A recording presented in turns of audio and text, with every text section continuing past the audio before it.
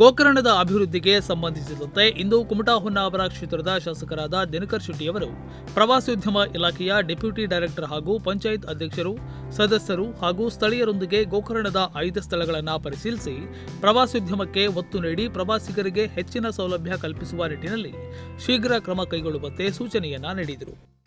ಗೋಕರ್ಣ ಗ್ರಾಮ ಪಂಚಾಯತ್ ವ್ಯಾಪ್ತಿಯಲ್ಲಿ ಪ್ರವಾಸೋದ್ಯಮ ಇಲಾಖೆಯಿಂದ ಅಭಿವೃದ್ಧಿ ಮಾಡಬೇಕು ಅನ್ನೋಂಥ ನಿಟ್ಟಿನಲ್ಲಿ ಈಗಾಗಲೇ ಮನವಿಯನ್ನು ನಾನು ಪ್ರವಾಸೋದ್ಯಮ ಸಚಿವರಾದಂಥ ಶ್ರೀಮಾನ್ H.K. ಪಾಟೀಲ್ರವರಿಗೆ ಕೊಟ್ಟಿದ್ದೆ.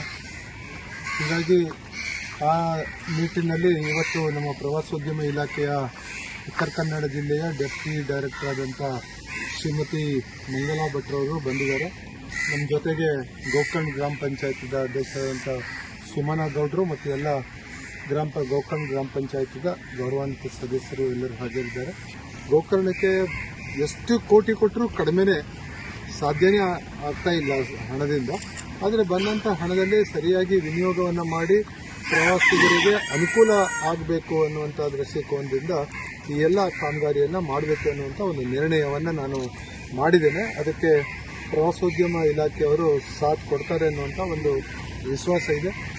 ಇದಕ್ಕಿಂತ ಹೆಚ್ಚು ಬಹುಶಃ ನಮಗೊಂದು 100 ಕೋಟಿ ಕೊಟ್ಟರೆ ಬಹುಶಃ ಗೋಕರ್ಣನ ಒಂದು ಅತ್ಯುತ್ತಮವಾದಂಥ ರಾಜ್ಯ ಮಟ್ಟದ ಪ್ರವಾಸೋದ್ಯಮ ತಾಣವನ್ನಾಗಿ ಮಾಡಲಿಕ್ಕೆ ಸಾಧ್ಯ ಆಗ್ತದೆ.